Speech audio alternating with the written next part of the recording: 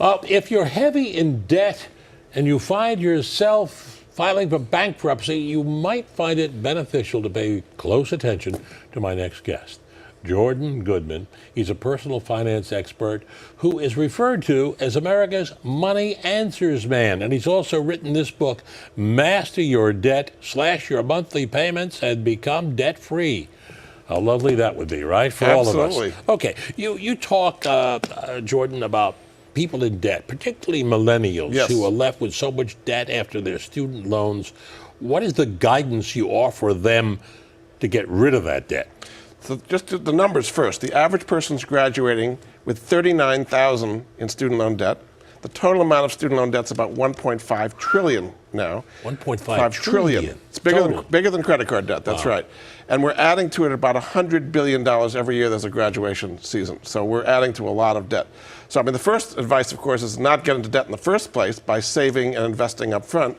People do some, but not enough. So when you get to that college tuition, the kids are getting completely maxed out in what they're borrowing. The parents are maxed out in what they're borrowing. And now they're asking for the grandparents to help them in many cases. It makes it tough for them getting started on their own. So once they get out, and you've got, say, an average of $39,000 in debt, you've got to service that debt. That's why over half the people graduating these days are going back and living at home. They can't afford to get an apartment, buy a car, never mind buy a house, kind of get on with their lives, because they've got this huge burden of student loan debt. It's really this generation's problem. So how do they go about reducing that debt? Getting rid of it?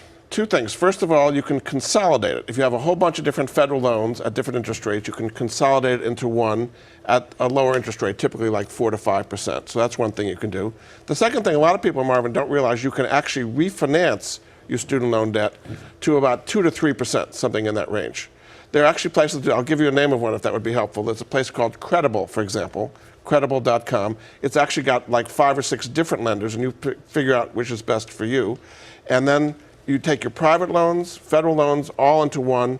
So you're paying them off quicker. You're not getting rid of it instantly. But you could refinance your student loan. Correct. With a new loan, which is combining. See, people can have a maximum of federal debt, but then they take private debt, which is much higher, 9, 10% interest. You combine all that into one new loan at 2 to 3%. It's still a problem whichever way you look at it. And you can't get rid of it in bankruptcy. That's the thing about student loan. There's only 2 debts you can't get rid of in bankruptcy: student loan debt and IRS debt. Why not?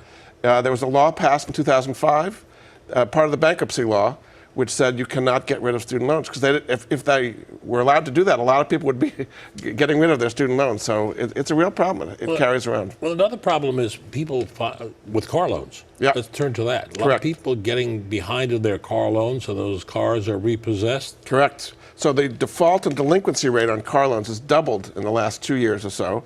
And the reason is people took on bigger car loans than they could really afford. And now they've got these car loans.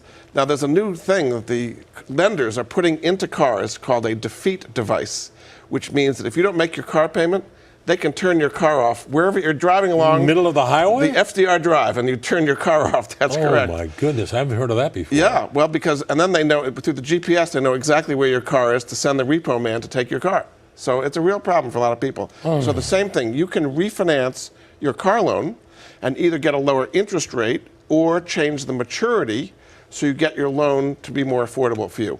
Again, I'll give you a free website that helps people called myloangen.com, GEN.com. And you go on there, you put in your current loan, and it says, okay, you're paying $500 a month for the next 3 years. Let's take that out to 6 years. It goes down to $250 a month and saves you a bunch of money. Okay, let's move on to another area. Many people having problem paying their mortgages. Right. How is that going to be impacted by the new tax code? It is already impacting a lot. So the new tax law, which went into effect this year, means that you can take a maximum of $10,000 deduction for mortgage interest and state and local income taxes and property taxes. So a lot of people in New York have much, much higher than $10,000 in mortgage interest and those taxes. So it means the after-tax cost of housing has gone up dramatically for an awful lot of people, meaning it's affected the real estate market. Real estate sales have been down pretty sharply in the New York area recently because people don't want to take on those obligations. Now, you talk about something you call the mortgage optimization program. That's correct. So that's a strategy.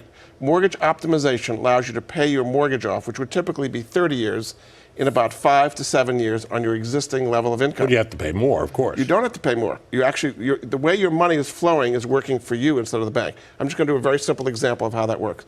Traditionally, you'll have your money in a checking account sitting there earning nothing, right? And you make your 30-year payment, the same payment for every year. The first 10 to 15 years, pretty much all interest. You're making very, very little progress in the principal. Using mortgage optimization, you use a home equity line of credit, HELOC as they call it, which is a liquid line. You can put money in, you can take it out whenever you like. You keep your income, which is normally sitting in the checking account, in the HELOC, and it's pushing down your balance every day. So you're actually making more and more progress on your interest all the time, and literally, on your existing level of income, you can pay your mortgage off 25 years faster than you ever thought possible. What about this thing I hear about reverse mortgage? Reverse mortgage is fine. Now that's if you're 62 plus and you want to take equity out of your house. That can work out fine, but it should be kind of a last resort, not a first resort for an awful lot of people. Okay, I want to take a break. When we come back, I want to talk about the big problem, particularly for baby boomers, bankruptcy. Right. They're filing for bankruptcy more and more often. Stay with us. We'll be right back.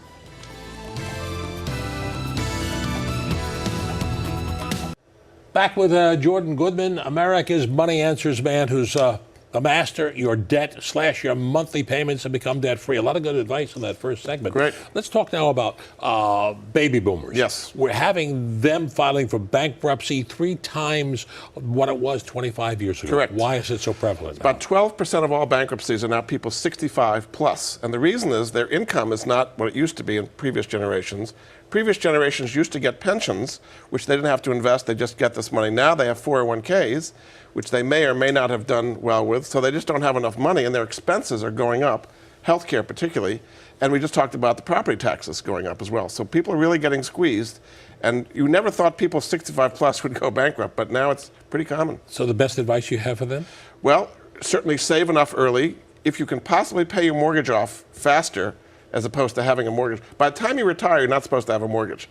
And we talked earlier about the mortgage optimization strategy. Use things like that to get out of debt by the time you get to retirement. Let's talk about credit card debt. You talk about consolidating that debt. Right. The best way to do that? So if you have a lot of credit card debt at high interest rates, and the average today can be 15, 19, ridiculously high. Get rid of those interest-bearing credit cards. Well, that's right, but a lot of people can't because they just don't have the income to do it. So what you want to do is go to a non-profit credit counseling organization. They can consolidate it all. Typically 6-7% is the interest rate they're going to get on something like that, and help you get out of debt. It's considered a neutral on your credit score. My favorite place is called Cambridge Credit Counseling, cambridgecredit.org. They've helped a lot of people. It's a nonprofit group. They're going to get deals you can't get on your own to get out of credit. Let me ask you about the credit bureaus like Equifax. You got Expedia and TransUnion. It was Equifax that was hacked. Correct. Now, people are very concerned about it. Should they freeze their credit? Probably a good idea. About a year ago, they had 150 million credit reports stolen. And once they've got some of your information, Marvin, you can't get rid of it. You can't change your name, your birth date, your social security number, your previous addresses. So that once they've got that information, they can go and hack you all the time. So yes, when you put a freeze on your credit report, that means that nobody, including yourself, can apply for credit, and that is a certain protection. You have to renew it every 90 days. It's not something that stays on forever. Now, we're not going to feel the full effect of the new tax code until next year. Any guidance as how we can soften that blow? So what's happening is, because of what we talked about, the deductions are not what they used to be for state and local income tax, mortgage interest, and property tax of various types. People are being dramatically underwithheld. And so if they don't do anything right now, they're going to have a huge tax bill come next March or April. So change your withholding now, withhold more money so that you're not going to get this monstrous bill come next tax season. People are going to be surprised. The economy is doing well. It is. Stock market's up there, unemployment the lowest we've had in years. You see this staying, or? I do, although the thing I'm worried about is the trade situation. That's what could really upset some people are worried it's going to lead to inflation. It is. I mean, see, the tariffs that are being imposed are being paid by us, by American consumers. They're talking about 25% tariffs on $200 billion worth of Chinese goods. That is ultimately passed through to consumers. So that's what causes inflation. But what I'm also concerned about is if they keep retaliating against us, as the Chinese have been, that's going to hurt our exports and our profits in various ways, and ultimately the stock market. People looking at us now, and to say, hey, this guy knows what he's talking about.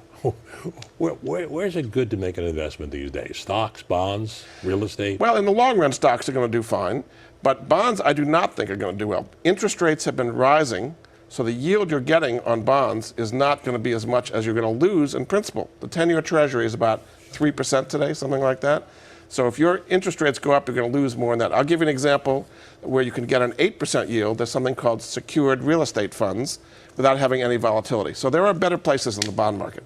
Okay, John Goodman, America's Money Answers Man, and his book is loaded with lots of information about master your debt, slash your monthly payments, become debt-free. Thanks so much, Marvin. Appreciate it. Thank you for your guidance. Thank you. And before we leave, I just want to inform you that you can now watch this program or earlier episodes of News Close-Up if you have devices like Roku, Apple TV, Amazon, Fire Stick, or Android. Simply install the PIX 11 app on your devices and watch us and any other PIX 11 news and entertainment shows. My thanks to all of you early birds who get up at this hour to join us. And that'll do it for our program for this week. If you have any comments or wish to see this broadcast again, log on to our website at pix11.com/newscloseup or get that PIX 11 app on your devices. I'm Marvin Scott. Thanks so much for joining us. Enjoy the rest of your Sunday, everyone.